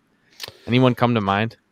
well, the best person ever in person was George Clooney. Really? Quick story. I was working in California and he was doing this live movie. They were doing it live in black and white called Failsafe. And it had Noah Wyle and who's the guy from Close Encounters? This means something. Can't think of the guy's name. Dreyfuss. Richard Dreyfuss, yeah. And so we were supposed to do this interview, and we go over there, and I see George Clooney off on the side, and he kind of makes eye contact, and I thought it was like Ellen, where you're not supposed to, do anything, and so I see him go like this to someone, and he just comes over and goes, "Hello, I'm George Clooney. Can I help you with anything?" I'm like, "No." Can I help you with anything? Can I get you a drink of water? But he was totally awesome. cool. And then we couldn't get the interview going. And Richard Dreyfuss came in and was like, that wouldn't happen if you were using a Mac, because he was a big Mac guy back then. But the worst thing I've ever heard was a friend of mine, Neri. He had written the Harry Potter guy who played the bad uncle, the fat uncle, Richard Griffiths. Dude, Jason, don't you have a story about that guy? Yeah. It's kind of a thing with him, or it was, where again Neri wrote him this letter and sent him this picture, and he gets a 2-page letter back saying, "You expect me to walk 3 miles to the post office, pay for the postage, sign these photos, send them to you, and then walk 3 miles the entire way back to my house, all for free." And he just kept going on, and then he signs the letter as well. So not only he didn't sign the picture, but the letter's signed, and so he has like Is that some kind of elaborate troll or something? Because he does that a lot. He did that a lot from was what I that had like heard. his humor? Is that possible? I don't know. That's Because Like a he crotchety mailed old it. man He who mailed makes the lies. letter back. Yeah, and he still went 3 miles to the post office or whatever. But that's one of my favorite stories. But no one's ever been mean to me. I mean, usually you just get stuff back not signed or whatever. Well, let me ask you, John. You've had lots of interactions with like sports guys throughout your life, either professionally or as growing up or whatever. You've said some really great experiences, and you shared like with Willie Stargell and Lou Piniella, and there's hundreds of people you could probably talk about. Have you had any like really bad run-ins with somebody where you're just like, wow, that guy was a complete douchebag, or should I say jagoff? No, I mean I've been like I had lunch with Kent Kovey, great guy. Bob Friend I hung out with, great guy. I used to drink with Bill Mazeroski, great guy. I really That's didn't awesome. have any bad experiences. Now, I did have a movie star, and I wouldn't say it was a bad experience, but I hung out with Helen Hunt once, and she wasn't really. She was real shy and wouldn't talk. I had to kind of I was kind of escorting her around. She had to speak. Escorting her? Yeah. I got you. You were her escort. I was kind of like a little bodyguard for her to make sure nobody did anything. And some Did you have guy her actually nunchucks? reached out and tried. Me and Jason had the same. No, this is for real now. Some guy tried to grab her butt, and he was like in the crowd. I had to knock him back. Whoa. But, Wow. I was never a big Ben Affleck fan, and I got to hang out with him and talk to him like one-on-one. And ever since I met him, I'm a big fan. He is such a cool dude. Really? Yeah, That's awesome. he's just so down to earth. He wouldn't. It was like hanging out with one of my friends. That's It was because just like, he's Batman. yeah. Martin Sheen. He's about the most gracious person I ever met. That's awesome. Now was this down in Miami when you were working in Miami? Did you meet most of these bigger people? No, it was all in. Most of those ones I mentioned were in Pittsburgh. Oh wow, okay. Yeah. Now, I think I told you, I was in Fat Joe's entourage at Club Bed in South Beach when I lived there. That was fun. He was a cool dude. Oh, Really? Fat Joe, the rapper? Nice. Yeah, I'm like, That's in his lean entourage, back. and they're Lean playing back. a video on the big screen, and he had this girlfriend. She had a waist about this big, and her butt was about this big. I never saw a hip to ass ratio like that in my life. Little in the middle, but she's got much back. As the great bard Sir Mix-a-Lot once said. Yes. Oh my Hey guys, God. I'm gonna have to get running, and I'm probably going down the wrong path now anyway. So That was a good anecdote to Yeah. sign off. Yeah, that was a good one Yeah. to sign off. I want to appreciate leave. you, John. I want to leave you with this real quick. We were talking about tough athletes. This is James Harrison, one of the ultimate tough athletes. I was watching him on a morning show. I think it was The View. And he was saying how his kids got participation trophies, and he made them give them back. Nice. Yeah. I bet the women at the View probably lost their mind when they heard that. I'm sure. Yeah, right. All right, guys. Jason, thank you so much. It was nice seeing all you guys. See you, dude. Take care, Yeah, John. take care. I always wonder when you see the participation trophies in like Goodwill or Salvation Army, like who wants a trophy for 9th place, whatever, to buy it for $1, I unless they're actually putting have- it in their background or something, This is kind of an interesting story that's related to this. So yeah, I'm from Madison, Wisconsin, right? And my dad actually knew a lot of the guys on the 1980 Miracle on Ice hockey team. And so he knew Bobby Suter, and he also knew what was the other guy, Mark Johnson, right? But Bobby Suter had a shop in town, and it was called Suter's Gold Medal. And it was like you could go get like trophies and stuff for your team or whatever. And so yeah, I think like but a lot of the business, because like how many people actually win, right? Like not many, right? So, but if you have like participation trophies, then everybody gets one. So I mean, like it's kind of like from that perspective, right? I don't know, but I always wondered how he could stay in business with a trophy engraving, plaque engraving, metal business. There's a lot of that out there. Maybe Yeah. because like kids get participation trophies, he was able to stay in business. I don't know. I have a slight bone to pick with the idea of participation trophies. So like thinking back here to we my go. childhood, this is my, as Jason would say, this is my hot take. But this is more of like a thinking thing. So growing up, like I think I had some like ribbons or whatever, like participation ribbon, whatever. But I think I'm like kind of the very beginning of that. So like my whole childhood wasn't like that.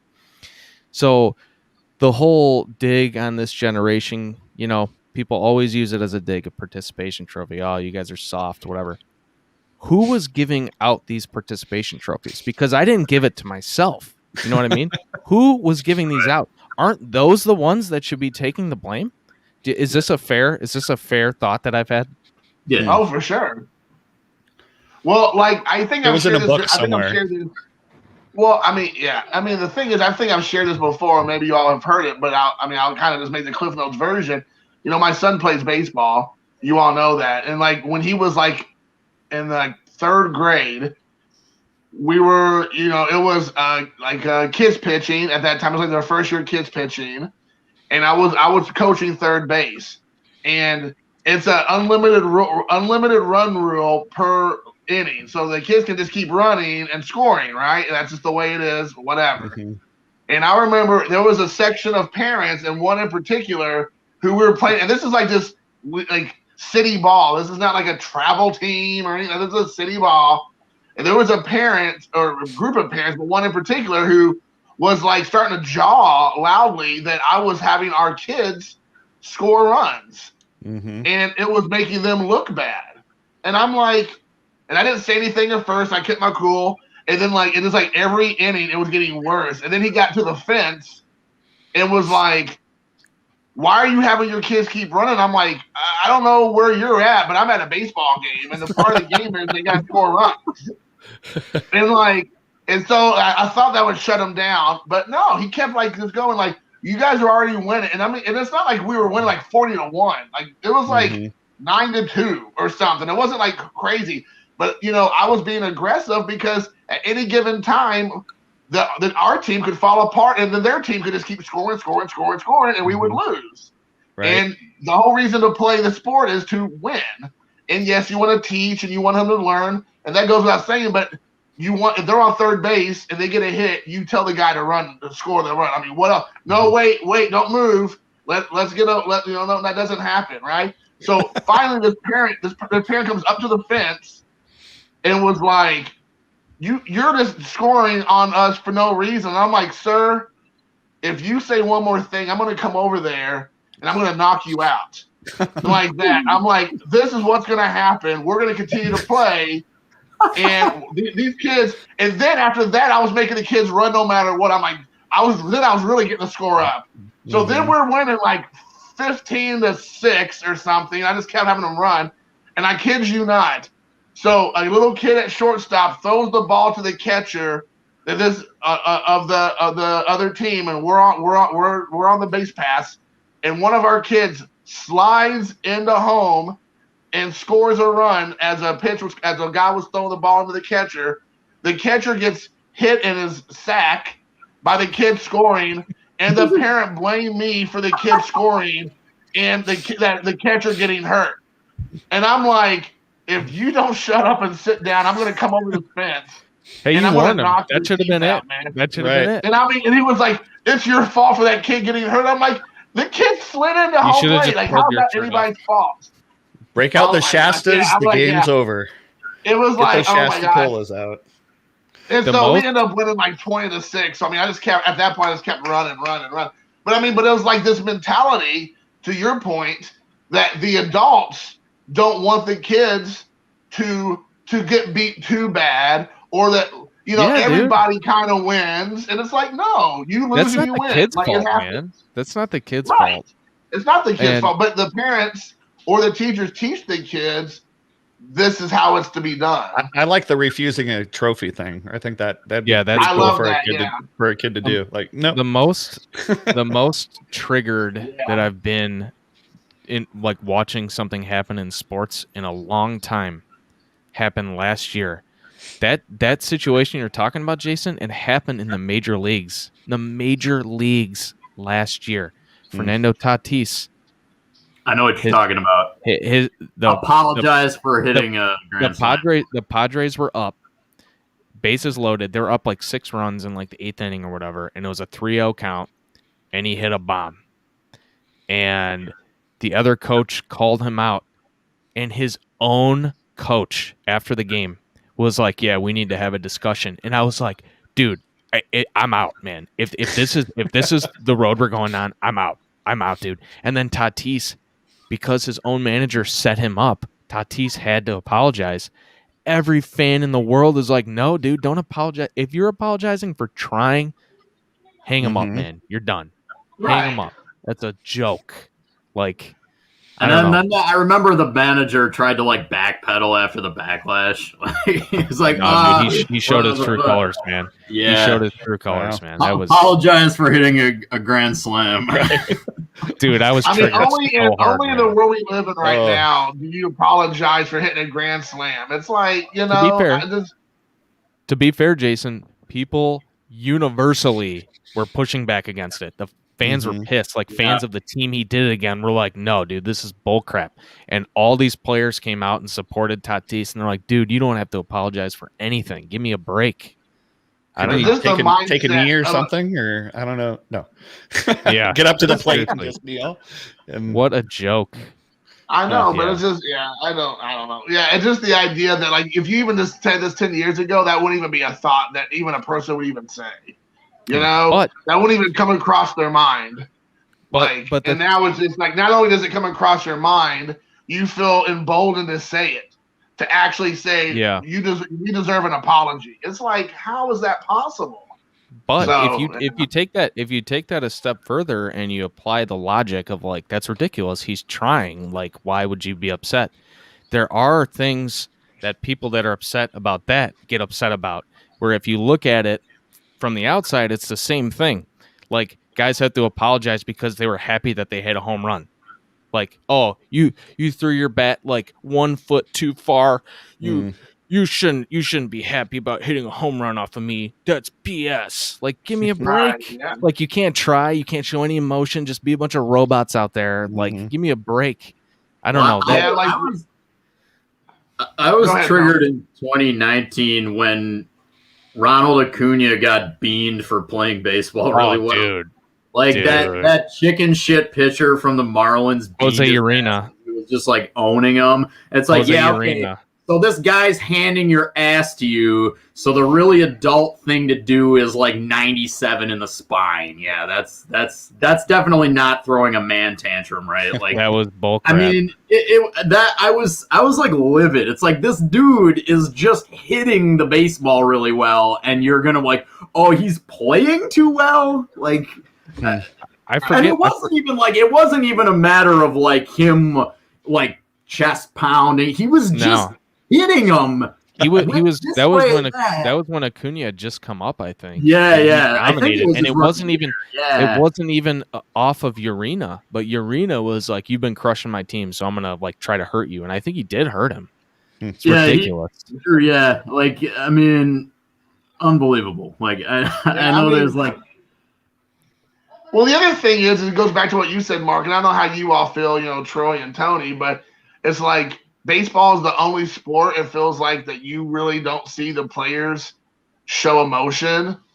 And it kind of like, to me, takes some of the fun out of the game, because I do enjoy the bat flipping and the celebrating and stuff. I mean, like, you don't want to be excessive about it. Let's not get, but you know, when you do something good, there should be no recourse that you should worry about getting beamed on your next time out. You know what I'm saying? It's not like you threw the bat at the pitcher and was like, "What up now? How you like me?" You know?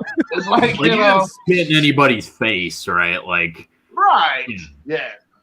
Now, but I mean, don't you think baseball needs more guys that feel like a little bit like take the cuffs off and let them celebrate some? They need more Tim Andersons, really. When it comes down to it, you need more Tim Andersons. That's what you need. I think. See, personally, if I see a pitcher strike somebody out and rub it in, like they really celebrate, they're pointing at the opposing bench, like they're mocking them and stuff, I think you went too far. But guess what?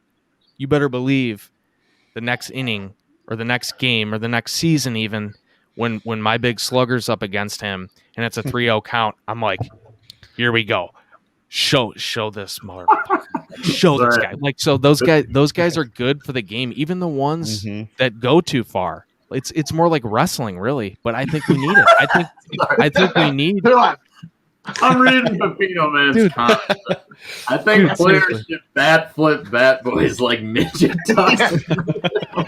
Yeah, I'm waiting for Soto to look at the camera and go, woo! Dude, like guys like Bauer's one of them, Javi Baez, these guys that just seem so like arrogant and they just say the stupid shit. And when those guys get beat, I am so excited. Like it's so great. You know what I mean? And I think even Bauer, I think even he has like defended batters that have taken heat for celebrating. So I'll cut him some slack. I think he said something like, he's like, if pitchers don't want batters celebrating, then get them out. You know what I mean? Right. So, but I think in general, the idea of bat flips, honestly, as a whole, has like people realize that it's like, I mean, how do you have a problem with that? But then you watch football and you don't think twice when somebody spikes the ball. And these like in the NFL, dude, their celebrations get more and more elaborate. They're turning into a Key and Peele skit, but it's like real life, the stuff that they're doing. We're like, I think I forget, dude. I forget what it was, what team it was, but it was recent where they had an interception and the entire defense sprinted together and like did a mock group photo or whatever. And it was like, that's awesome. You know what I mean? That's great. Like it's fun. Like if you have a problem with guys having fun, man, it's like, what do you want from these guys? You know? You see what B. Phil said? He goes, I want to see a Dude, batter that would hit a be- home run and then turn around and Stone Cold Stunner the catcher. Dude, That yeah, would be Get epic. people's elbow. Right. But I mean, So- what I mean, don't you all think, like, for me, you know, I like anything that shows a personality, even like you said, Exactly. even if it's maybe I don't like it because they're doing it to my guys, right, my Yeah. team. But I feel like it encourages the other team. Now, when they go back on the field, they're more ready to play harder than they would have been prior. I mean, that's even with football. Like when those guys glowed and they're in the end zone doing like selfies and all this kind of stuff. It's like, I know when that team goes into the field next, they're wanting to crush somebody. You know what I'm saying? And Yeah. why would you not want that in baseball? I mean, like, I don't think it should be okay that a pitcher throws 100 at your head. Like, that's trying to kill somebody. Well, that's But, different. you That's know- a weapon. I mean, I But want you- to. Yeah, I want to see Go them. You ahead. know, if you strike someone out twice, just to look at them as they're leaving and just go, you know, or Yeah, exactly right. The pitcher, right? because You know? that'll make them more mad the next time. And like you said, as long as they don't all rush the field and start a brawl, but just like, you know, Yeah, The exactly. AC guy, the AC guy asked if I liked, or I assume he said because I was talking about the Soto ball grab. Like, yeah, I do like it because it shows personality.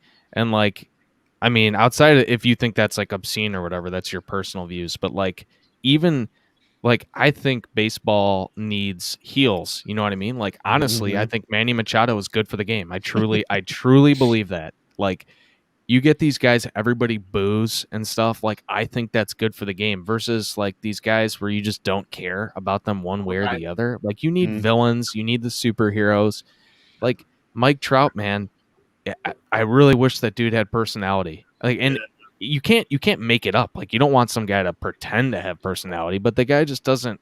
I don't know. I think if Trout had the personality of guys like Soto or whatever, I think baseball would be doing better than it is. And it's not his fault. Again, like, he's an all-time legend. He's himself. That's the guy he is. I personally respect the fact that he's like a normal guy out there, but I just think baseball needs the guy like Tatis's and Sotos and Acuñas. I think like people are never satisfied either. Like, they can't. Sometimes the players can't win, like no matter how they are, because like That's true. if you're, you know, if you got some fire to your personality, or you know, they'll call you like an asshole or like. You know, but then if you're like not that, they'll call you like a milquetoast or like cream of wheat, like boring, right? Like Trout's called boring for being like a normal guy, Right. and then the guys who are, you know, the guys who are opposite of Trout are called like assholes, and like even like Joe DiMaggio was called boring because like he wasn't like you know out there or things like that. So I feel like, yeah, it's just like sometimes like they can't win, just no matter how they are. Yeah, and I think George makes a good point, but it's like, if you're a professional athlete, you're getting paid millions of dollars to play. You can kind of have that kind of swagger or attitude or whatever you want to call it, but it's not becoming to like high school age kids or college kids. You know what I'm saying? Like they think they can get away with that too. It's like, no, you're a kid. Yeah, you're playing at an elite level possibly, but you're still a 17-year-old kid. You're still a 19-year-old kid. You don't get to go and like badmouth the umpire or badmouth your coach or badmouth another team. It's like, and I see that already now. Like, my son now, he's 12 years old. He plays at travel teams. And I mean, I'm sure for the ones who have kids or the ones who've been around stuff, or even like you said, college age, like you see these kids that are like literally children who are like bad mouthing the referees and the umpires, like getting on them. I'm like, who does this kid think he is? And like the coaches don't even think twice to say anything to him. Exactly. It's like, and that's like and that's who the responsibility comes down to.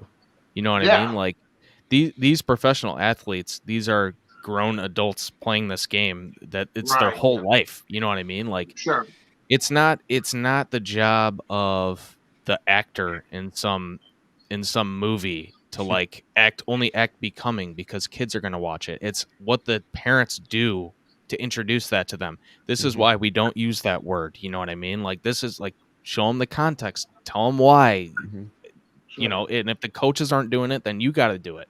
Like, so I think it is a valid concern. Like, well, kids are taking after this and stuff, but it's not their job. And like, if these guys aren't showing any personality, the game is going to suffer, and the game is suffering. Like baseball is suffering. Where less people are watching it every year, and they if you're gonna stilt the personalities, it's not going to help anything. I mean, you're watching the NBA, and if something good happens on one side, you have the cutaway shots of them going across the floor, and celebrating a little as they go across. In baseball, they just hit the home run and run without, showing anything. Yeah. Right. That's true. That's a good observation. Yeah. And like, the player just runs because usually they keep their head down even when they run. They're just like, running around the place. And like in basketball and even in the NFL, I think it's so funny because like I'm sure you all watch, like they do like the most mundane, like, they stop the guy from running like not 10 yards, they only get 9 yards. And the guy jumps up, he's like, like I love that. And it's like, I love that. The guy almost ran the 10 yards on it. You stopped him at 9.5. Like, why are you celebrating that? I love that. So you want to see that guy get burned? Right. It's mind-boggling. It's like burned. and I remember watching it with my son and be like, are they celebrating like the most mundane thing in the world? And he's like, yeah. And I'm like, what? Dude, how about I don't know if you guys saw this, but the Bears got knocked out of the playoffs by the Saints, and Jimmy Graham, who's on the Bears now, he's probably going to retire. Like that's the thought. And the Bears got destroyed. The game was over, and Jimmy Graham had this spectacular touchdown as time expired. It was a meaningless touchdown. If you haven't seen this clip, you got to look it up. He makes this miraculous catch, possibly the last touchdown of his career, and he literally just runs into the tunnel. No celebration, nothing. Like it was amazing. It was so awesome. Like, wow. In a way, it like, and he talked about he was like emotional and blah blah blah. But like, in a way, a non-celebration is like it's like becoming badass. Like when the guy hits a bomb home run in a critical situation, he runs around just like bored.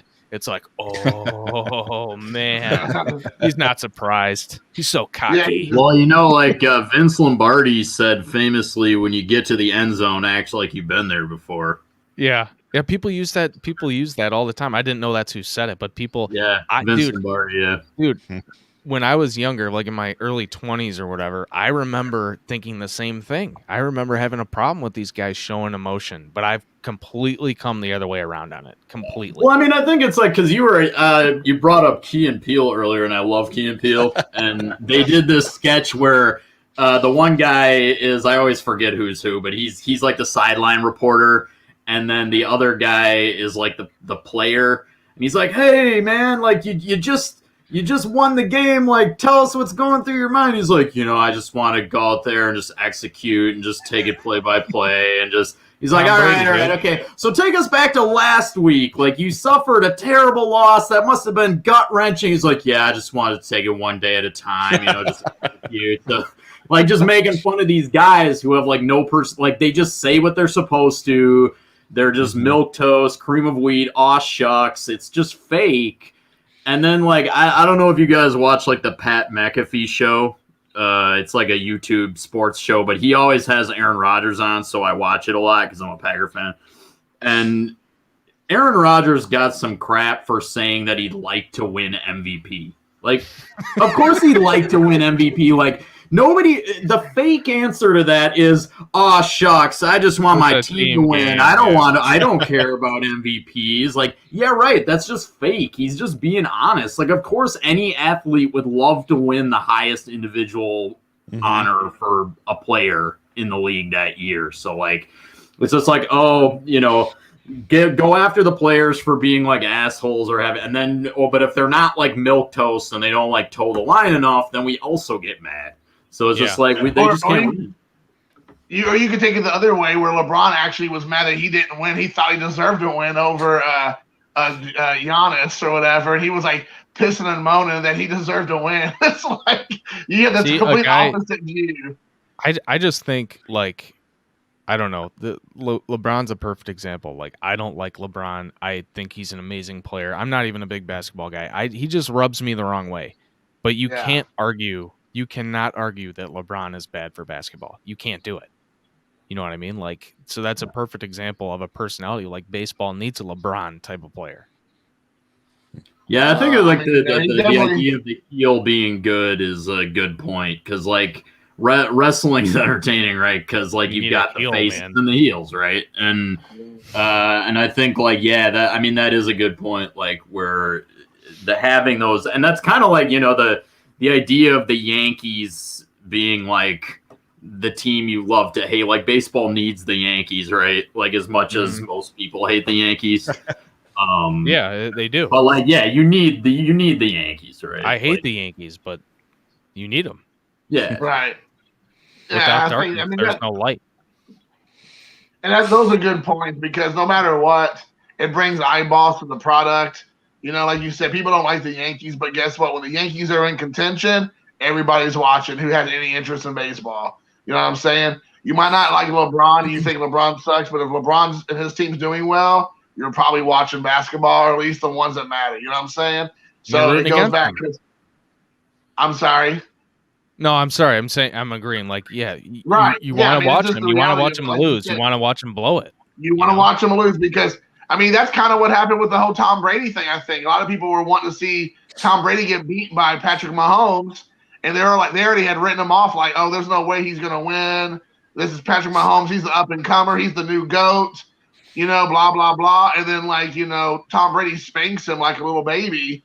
And, it's just like people, lost their minds. They're like, what? And people are, freaking out on Tom Brady because they wanted to hate him because of his personal life and not even about him playing on the actual football field. And since that narrative didn't get to work out the way they wanted the narrative to happen, people are crapping their pants the day after. But, it brings people to watch the game. Did you guys hear the stat that Tom Brady has more Super Bowl titles than every franchise besides the Patriots? Yeah, he has more titles to his own name than any team because the Steelers and the Patriots have 6 as a team, but he's got 7. Oh, does he have more than the Patriots? And there's been 55 Super Bowls and he's played in 10, so it's almost like a fifth of all Super Bowls. It's unbelievable. Yeah, and he might get another one of the way things went this year. Who knows? He was great. I'm done betting against him. Dude, before the Super Bowl, I said to my friend, the week before the Super Bowl, I was like, I'm not going to bet on it. And if I did, you would have to be an idiot to bet against Brady. And I said, let's say you bet on the Chiefs. How dumb are you going to feel with Brady standing there yet again, lifting up the trophy Fast forward a week later, I lost $75. I bet on the Chiefs. So,